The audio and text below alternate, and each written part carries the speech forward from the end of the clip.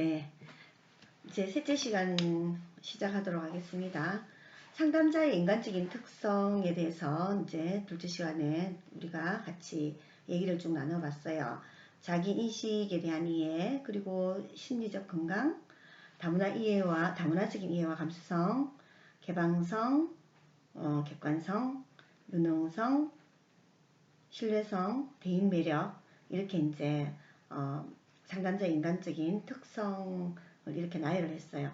자, 여러분들은 이거 외에 또 상담자가 가져야 될 상담자라면 이러한 특성을 가져야 된다라는 게 어떤 게 있을까? 여러분들이 또 이 외에도 같이 한번 생각해 보시면 좋지 않을까라는 생각이 듭니다.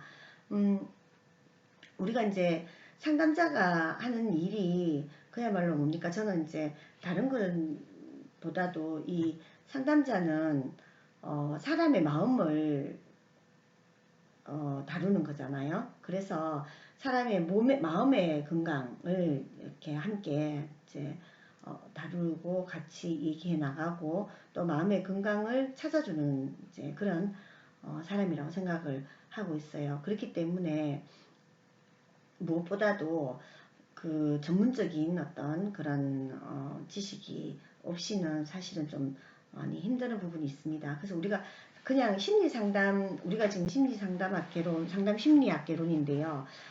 상담 뒤에는 항상 심리가 따라 붙는다고 우리가 생각하기 쉬운데 꼭 그렇진 않습니다. 예, 그냥 상담하는 경우, 상담도 많죠. 근데 이제 심리적인 상담이라고 한다면 훨씬 더 좀 깊이 있고 또 사람의 심리에 대해서 더 많은 심리학 공부를 좀 더 많이 해야 되고 그런 거겠죠. 그래서 이제 우리가 말하는 여기서 말하는 상담자는 꼭 이제 그 심리학 상담이 아닌 심리적인 상담이 아니더라도 우리는 항상 이제 다른 사람의 마음과 그리고 그 사람이 가지고 있는 문제들을 해결해 주는 그런 이제 일을 하고 있기 때문에 결국에는 상담자는 자기 인식, 내가 가지고 있는 나는 어떤 사람인가에 대한 것, 나는 이럴 때 어떤 생각을 하고 있다, 내가 내담자의 어떤 문제를 바라보는 내가 어떠한가, 내담자의 이 문제를 나는 어떻게 바라보고 있는가, 이걸 왜 나는 이렇게 바라보고 있는가 라는 걸 항상 인식을 해야 된다는 거죠. 그게 되지 않으면 잘못된 상담으로 갈 수도 있고 또 결국에는 상담이 실패로 돌아갈 수밖에 없습니다. 사실 상담이 실패로 돌아간다는 건 당연하게 그냥 단순하게 상담이 실패로 돌아가는 걸 의미하지는 않죠. 거기는 관계에서 이루어지는 거잖아요. 상담은 내담자가 있습니다. 그렇기 때문에 내담자의 어떤 심리적인 상처도 같이 따라오게 돼 있죠. 그래서 굉장히 이게 중요하다라는 겁니다. 그러면 이제 다음으로 넘어가 보도록 하겠습니다. 상담자로서 스스로 상담을 받아보는 것에 유익함이 있다라고 이제 이야기를 하고 있는데요. 우리가 이제 상담자일 경우에 상담하면서 오는 자기 인식이라든가 이런 게 잘 안 될 때 아니면 내담자가 왔는데 이런 뭔가 내가 불편해요. 이 내담자를 봤을 때 내가 불편하다. 이러면 이제 뭔가 내가 상담을 받아야 될 부분들이 있는 것 같아요. 저도 이제 상담하면서 저는 대체로 이제 성폭력 피해자들 상담이나 아니면은 가정폭력 피해 상담을 많이 하게 되는데 성폭력 피해자 상담을 이렇게 하잖아요. 가정폭력 피해 상담도 마찬가지고 하다 보면 굉장히 힘들 때가 있어요. 이제 소진이 돼서 그렇기도 하고 우리가 이제 상담을 하면 항상 공감을 하잖아요. 근데 공감을 해야 되는데 공감까지 못 가고 감정이입할 때가 있습니다. 이럴 때는 이제 좀 객관화되지 않고 그게 막 나의 일처럼 느껴지는 거예요. 그 내 일이 아니잖아요. 그죠? 내 일이 아닌데도 나의 일처럼 느껴지면 너무 힘들거든요. 이럴 때 이제 저도 그 상담을 받기도 합니다. 상담을 받아보기도 하는데 이게 굉장히 유익합니다. 그래서 여기서는 상담자로서 스스로 상담을 받아보는 것이 유익하다. 이렇게 이제 우리 책에서도 이야기를 하고 있습니다. 자, 왜 그런가? 첫 번째는 상담에 대한 구체적인 학습이 될 수 있다. 이 상담을 받으면서 내가 또 학습을 하는 거죠. 우리가 이렇게 가르치기도 강의도 하지만 내가 배우기도 하잖아요. 그 이유가 뭐겠어요? 배우기도 하는 게 그게 내가 강의를 듣기도 하잖아요. 그건 배우기 위해서 하는 거예요. 학습하기 위해서. 그런 것처럼 상담도 내가 직접 받아보는 거예요. 내가 이제 내담자가 되어보는 거죠. 그러면서 어떻게 돼요? 상담에 대해서 나도 구체적으로 학습이 된다라는 겁니다. 그러니까 나도 교육자가 되어보기도 하고 나는 교육자지만 또 피교육자로 돌아가 보는 거예요. 그러면은 피교육자가 되었을 때 많은 걸 배우게 됩니다. 피교육자가 되어서 교육자에게 나도 이걸 학습하게 된다라는 거죠. 그래서 이 상담자를 위한 그 심리 상담은 아주 좋은 점이 있다라는 겁니다. 그리고 두 번째가요. 그 상담자가 다른 상담자에게 상담을 받아서 자신의 문제를 객관화합니다. 그리고 자신의 숨겨진 내면의 모습을 보다 많이 알게 됩니다. 그럴 때 내담자의 관계에서 일어날 수 있는 역전이와 이와 관련되어 나타나는 문제들을 예방할 수 있다. 자, 역전이가 뭐냐면은 물론 이제 나중에 이걸 배우게 됩니다만은 나는 내가 상담자고 그리고 내담자가 있어요. 근데 나는 내담자가 만약에 내담자가 만약에 학생이에요. 학생인데 이 학생이 가지고 있는 문제는 어떤 문제인가? 만약에 인터넷 중독 이런 거라고 합시다. 그래서 이제 온 거예요. 왔는데 인터넷 중독 때문에 막 이제 부모님들한테 혼나고 예를 들면 우리 부모님들 진짜 마음에 안 든다. 왜냐면은 내가 열심히 게임하고 있는데 지금 점수 올려야 되는데 갑자기 그만하라고 오셔가지고 그냥 나한테 말도 안 하고 지금 로그아웃 해야 되는데 이거 열심히 하고 있는데 갑자기 컴퓨터 전원을 꺼버렸어요. 라고 이야기를 하는 거예요. 그럴 때 이제 상담자도 이제 고등학생이 된 애가 있어요. 그래서 매일같이 막 컴퓨터 이제 막 이런 때문에 게임을 너무 많이 해가지고 이렇게 속상한 그런 상황이에요. 그럴 때 내담자가 똑같은 상황인 거죠. 그래서 이 그 내담자가 내담자로 보이는 게 아니라 내 아들로 보이는 거예요. 내 아이로. 이런 걸 이제 우리 역전이라고 하죠. 역전이가 일어나죠. 사실 역전이가 일어나면 상담이 될까요? 안 될까요? 안 됩니다. 상담이 안 돼요. 그래서 이런 때는 내가 상담을 못하고 다른 사람한테 연계를 하든지 그렇게 해야 되겠죠. 그래서 이런 역전이가 되게 어찌 보면 오래된 상담자들도 이런 역전이를 하게 됩니다. 그러면은 상담도 실패로 돌아가지만 상담자로서도 얼마나 자괴감이 들겠어요. 본인이 그래 중요한 상담에서 역전이가 일어나서 제대로 이제 진행이 안 되니까. 근데 내담자도 마찬가지인 거죠. 상담을 받으러 왔는데 오히려 막 혼나고 아니면은 그러면 상담자도 어떻게 전이가 일어나거든요. 상담자도 이걸 전이라고 하는데 내 어머니 같이 엄마 같이 보이는 거예요. 아니면 내 아빠 같이 보이는 거예요. 상담쌤이 이 상담자가 이런 걸 이제 예방하기 위해 가지고 상담자도 스스로 상담을 받는 것이 굉장히 유익하다라는 거죠. 그래서 이렇게 역전이가 일어나지 않기 위해서는 어떻게 해야 되는지 이런 예방할 수 있는 거 이런 것들을 이제 하는 거죠. 그리고 상대가 이제 또 내가 내담자가 됐을 때 상담자가 역전이를 일으킬 때 내 느낌 어떤지 이런 것들을 이제 같이 얘기해 볼 수도 있고 그런 거죠. 그래서 이제 아주 중요하다. 그리고 세 번째가 상담자가 스스로 상담을 받아보는 경험은 상담자의 공감 능력을 높일 수가 있다.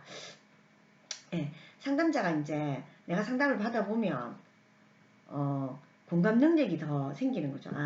상담자가 이럴 때 이런 일을 이렇게 해줘야 되는구나.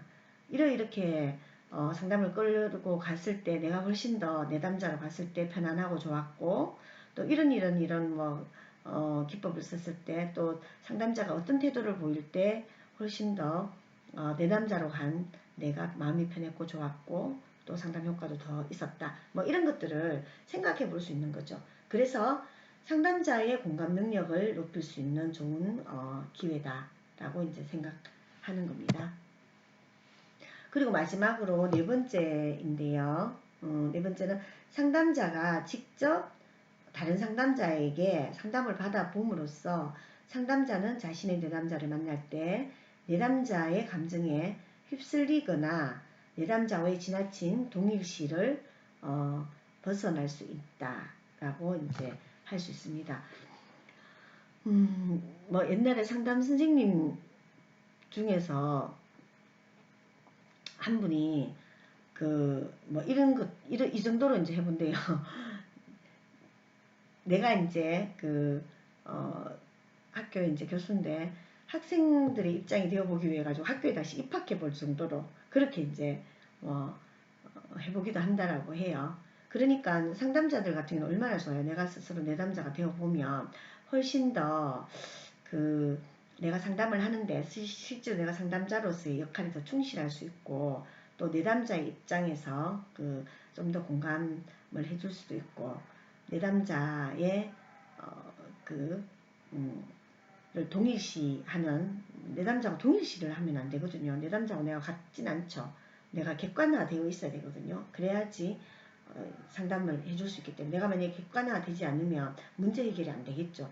그래서 이런 여러 가지 우리가 상담자가 해야 될 여러 가지 것들을 상담을 스스로 받아봄으로써 훨씬 더 유익함을 얻을 수 있다라고 볼 수 있습니다. 그래서 상담자로 스스로 상담을 받아보는 것이 유익하다라고 보는 거죠. 그 다음에 상담자의 그럼 가치관은 어떠해야 되는가? 상담자의 특성 중에서 상담자의 가치관입니다. 우리가 보통 가치관이라고 하면 뭘 가치관이라고 하나요? 가치관은 어떤 인간의 삶이나 삶에서 뭐 내지는 삶이나 어떤 대상에 대해서 무엇이 옳고 그른가 이런 것들을 뭐 옳고 그른가 아니면 어떤 게 좋고 하는 이런 것들 아니면 어떤 것이 바람직한 것인가 이런 것들을 판단하는 관점 이걸 우리는 가치관이라고 하죠. 어떤 거에 대해서 가치 판단을 하는 관점 그럼 가치 판단은 뭔가 어떤 것이 옳고 어떤 것이 좋고 어떤 것이 바람직한가 이런 것들을 판단하는 하나의 관점을 가치관이다 라고 그렇게 이제 우리가 이야기하죠. 그러면 상담자의 가치관은 어떠해야 되는가? 상담 관계와 상담 과정, 상담 기법의 선택, 상담 목표의 설정, 상담의 평가 같은 이런 전반적인 거에서 내담자에게 우리는 이 상담자의 가치관이 영향을 미치게 된다라고 그렇게 이제 볼 수 있겠죠. 그리고 상담자는 다양한 내담자와 서로의 가치에 대해서 서로 상호 존중하면서 솔직하고 개방적인 대화를 통해 가치 갈등 상황을 극복할 수 있다. 그래서 이제 상담자가 가지고 있는 가치관이 있을 거 아니에요. 근데 그 가치관을 내담자에게 절대 강요해서는 안 된다라고 이제 할 수 있죠. 근데 우리는 보통 어떤냐면 자기가 가지고 있는 가치관, 뭐 어떤 대상이라든가 인생을 살아가는데 옳고 그름 내지는 바람직한 게 어떤 거다 이걸 내담자에 그냥 바로 주입하려고 할 경우가 있습니다. 근데 이건 굉장히 위험하고 또 상담의 과정상 봤을 때 그건 바람직하지 않는 것이다. 우리 책에서 나와 있지만 누가 내담자가 찾아와서 자기는 지금 실직으로 인해 가지고 너무 우울하다라고 이야기를 했어요. 근데 그 실직으로 우울하다라고 이야기할 때 아우 뭐 요즘 4차 산업혁명 시대에 그야말로 뭐 실직은 뭐 일도 아닙니다. 우리는 다 평생 동안 뭐 직장을 한 군데만 다니는 게 아니기 때문에 그렇게 편안하게 생각하세요.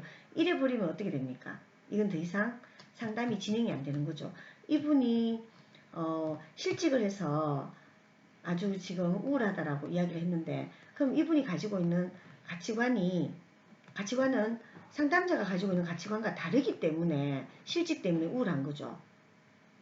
그럼 만약에 실직했기 때문에 오히려 뭔가요 이거 6개월간 예. 실업급이요. 실업급을 받으면서 이거 좀 쉬어야겠다 이렇게 생각할 수도 있죠. 그렇게 생각하는 내담자 같으면은 우울증 안 오겠죠. 이것 때문에 우울하진 않겠죠.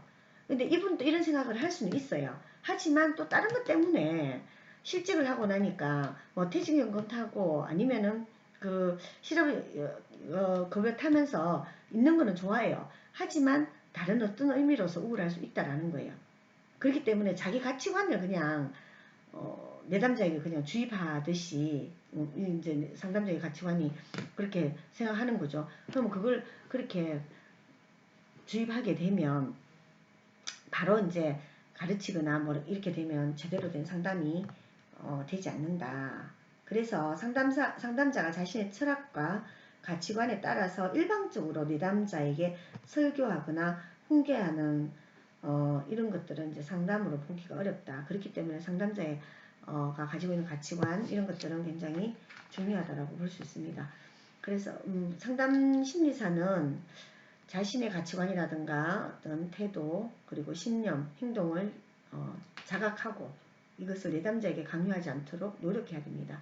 그리고 자신의 가치관에 어떤 부합되지 않는 다양한 내담자 내지는 뭐 수련자라든가 연구 참여자들도 존중해야 한다. 이렇게 이제 규정을 실제로 하고 있습니다.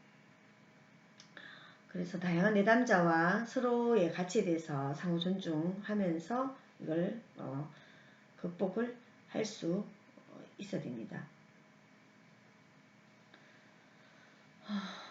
그래서 만약에 이제 상담자가 좀 대처하기 힘든 그런 게 있다면 그런 이제 가치 갈등이 뭐 대처하기 힘든 그런 게 있다면은 상담자는 다른 상담자로부터 좀 슈퍼비전을 받거나 다른 상담자에게 내담자를 의뢰하는 것 이런 것이 오히려 바람직하다라고 이제 볼 수 있습니다. 그러니까 여기에서 말하는 누구나 다 자기 가치관을 가지고 있겠죠. 가치관이 없다라고 하는 사람들도 있긴 한데 자기 가치관을 가지고 있어야 되겠죠. 그러면 상담자도 자기 가치관이 있을 거 아니에요. 그러면 뭐 사물을 보는 옳고 그름, 어떤 상황을 보는 옳고 그름이 있을 거 아니에요. 그럼 그 옳고 그름을 강요해서는 안 된다라는 거예요. 그렇게 되면 가치 갈등이 일어날 수 있겠죠. 갈등 상황이 발생할 수 있습니다. 근데 만약에 이런 게 자꾸 일어난다면 상담자는 어떻게 해야 된다? 오히려 다른 상담자로부터 슈퍼비전을 받거나 또 이 내가 지금 가치 갈등을 일으키는 내담자는 다른 상담자에게 의뢰하는 것이 바람직하다라고 이제 볼 수 있습니다. 그 다음에 마지막으로 이제 상담 목표와 가치관입니다. 우리가 상담 목표를 설정해야 되죠. 상담을 진행할 때는 이 상담의 한 과정에서 꼭 이제 있어야 될 겁니다. 근데 내담자와 상담자는 상담에서 얻고자 하는 것과 함께 상담을 할 수 있는지 그들의 목적이 적합한지를 서로 탐색을 해야 합니다. 그리고 더 중요한 것은 상담자는 내담자를 자신의 가치관에 맞추기보다는 내담자의 틀 안에서 이해하고 존중하고 상담할 수 있어야 된다. 만약에 내가 상담자가 가지고 있는 가치관을 내담자에게 강요한다거나 이러면은 그냥 교육이고 훈계이고 뭐 이렇게 되는 거죠. 그래서 바람직하지 않은 것이다 라고 볼 수 있습니다. 여러분들 이제 이번 시간에 상담자의 인간적인 특성에 대해서 같이 이제 학습을 했는데요. 여러분들 마지막으로 조금 이제 복습을 해보면 상담자는 이 상담의 과정은 이제 하나의 설득의 과정이기도 하고 또 관계가 내담자와 상담자의 관계에 의해서 이렇게 이루어지는 하나의 변화의 과정이고 또 설득의 과정이기도 하고 또 성장의 과정이기도 합니다. 내담자도 성장하고 상담자도 그 속에서 성장하면 더 할 나위 없이 아마 좋을 겁니다. 근데 그 과정 속에서 상담자의 역할이 굉장히 중요하다라는 거죠. 왜냐하면은 내담자는 어떤 문제 해결해야 될 문제들을 안고 그렇게 오게 됩니다. 그러면 해결 가지고 온 이 문제들을 결국은 해결을 같이 해 나가야 되는 거죠. 그러기 위해서는 상담자는 여러 가지 특성을 가져야 되는데 그 중에서 정말 중요한 게 뭐가 있었나요? 여러분들 생각나나요? 자기 인식과 이해. 상담자는 내가 누구인지, 내가 어떤 사람인지, 내가 어떤 거에 문제가 있는 사람인지, 어떤 거에서 내가 강점을 가지고 있는지, 내가 약점은 무엇인지 이런 것들을 내가 알고 있어야 된다는 거죠. 그리고 심리적으로, 정신적으로, 육체적으로 건강한 이걸 갖고 있어야 되고요. 그리고 여러 문화에 대한 어떤 수용성, 감수성 이런 것들을 가지고 있어야 된다. 그래서 이제 내담자에 대한 모든 거에서 개방적인 사고를 하는 것, 융통성 있는 사고 이런 것들이 이제 아주 필요하다라는 거고요. 그리고 항상 이제 객관성을 유지할 수 있어야 된다. 이 일이 내담자와 내담자와 나를 동일시하는 내지는 감정이입만 계속하게 되는 이런 이제 상황이 되어서는 안 된다. 이 모든 것들은 다 무엇인가? 상담자의 유능함이다. 라고 또 말씀을 드렸습니다. 그리고 항상 이제 신뢰성을 가질 수 있도록 그런 인품이라든가 또 언행이라든가 이런 것들, 내면적인 감정, 자신의 표현, 이런 것들이 이제 아주 신뢰성을 보일 수 있도록 그런 것들이 이제 필요하다라고 말씀을 드렸고요. 그리고 이제 마지막으로 대인 매력인데 이게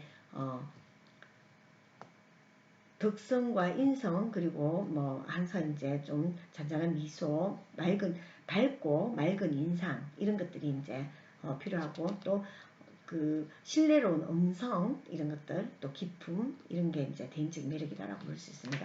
그리고 심리 상담자를 위해서 상담자 자신도 더 나은 상담을 위해서 심리 상담을 한 번씩 받아야 된다. 왜냐하면 좀 더 내담자에 공감하고 그리고 역전이라든가 이런 것들을 막기 위해서 그리고 상담에 대해서 또 학습도 되기 때문에 본인도 상담을 한 번씩 받는 것이 필요하다는 거고요. 그리고 상담자의 가치관이 있는데 각자 다 인간은 가치관을 다 가지고 있습니다. 인간의 삶이나 어떤 대상에 대한 옳고 그름을 판단하고 바람직한 것이 무엇인가를 판단하는 관점인데 이건 상담자가 가지고 있겠죠. 근데 이 관점을 내담자에게 강요해서는 안 된다. 상담자의 가치관을 따라오라고 할 필요는 없다라는 거죠. 그리고 상담 목표를 정할 때도 이 내담자와 함께 내담자의 가치관과 충돌할 때가 있습니다. 그럴 때 서로 상호 서로 존중하고 내담자의 틀 안에서 이해하고 존중하면서 상담할 수 있어야 된다. 만약에 그게 안 될 때는 어떻게 해야 된다? 다른 상담자에게 연결을 하거나 또 상담자는 다른 상담자를 통해서 슈퍼비전을 받아야 되는 그런 이제 부분들이 있다라고 말씀을 드렸습니다. 네, 이제 3교시까지 모두 마치고요. 3주차 온라인 강의도 여기까지 하고 이제 마치도록 하겠습니다. 여러분들 혹시 강의 중에 한 거 중에서 질문이 있거나 그러면 여러분들 단톡방을 개설해 놨기 때문에 그곳에서 질문도 같이 해주시기 바랍니다. 질문은 새로운 창조의 시작입니다. 그러니까 전혀 질문에 대해서 스스럼 어떤 망설임이라든가 이런 것들을 갖지 마시고 항상 우리 단톡방에서 수업에 관련한 여러 가지 궁금증도 하지만 수업 학습 내용과 관련한 질문도 항상 여러분들에게 열려 있습니다. 예, 그러면 여기까지 하고 마치도록 하겠습니다. 예, 모두 건강관리 잘 하시고 4주차에 다시 뵙도록 하겠습니다. 감사합니다.